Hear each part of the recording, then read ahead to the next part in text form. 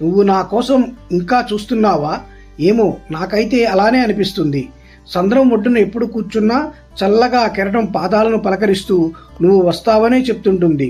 దూరంగా పార్కులో ముసిముసిగా నవ్వుతున్న గడ్డిపూలు నీకే నా ఎదురుచూపుల్ని ముచ్చటిస్తున్నట్లుంటాయి. ఇన్ని జరుగుతున్నా నువ్వు రోజు వచ్చి వెళుతూనే ఉంటావు.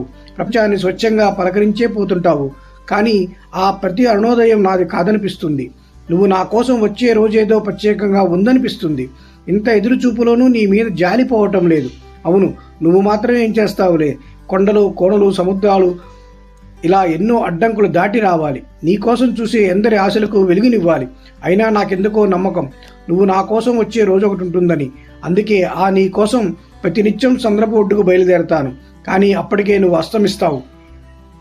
నీ నిష్క్రమణం నచ్చక నా కళ్ళు మూతలు పడుతూ ఉంటాయి. మళ్ళీ వేకువ తెరతీయడానికి నేను సిద్ధమై నిద్రలోకి జారుకుంటాను.